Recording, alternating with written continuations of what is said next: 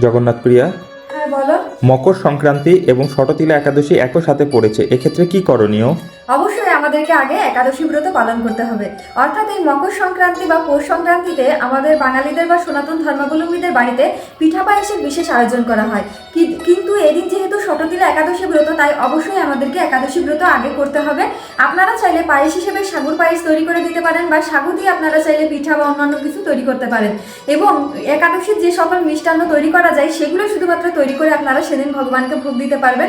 কোনো পিঠা পায়েস অবশ্যই বাড়িতে তৈরি করবেন না, কারণ একাদশীতে অন্ন স্পর্শ করাও মহাপাপ। সেখানে আপনারা যদি অন্ন দিয়ে কোনো কিছু তৈরি করে সেটা ভগবানকে অর্পণ করেন, বা আপনারা যে মনে করেন যে বাস্তুদেবীর পূজা করতে হয়, সূর্যদেবের পূজা করতে হয়, এইগুলো তাহলে কি করব, এইগুলোও আপনারা একাদশীর নিয়মেই পালন করবেন এবং পরের দিন গিয়ে অর্থাৎ পালনের দিন গিয়ে আপনারা পিঠা পায়েস তৈরি করতে পারবেন।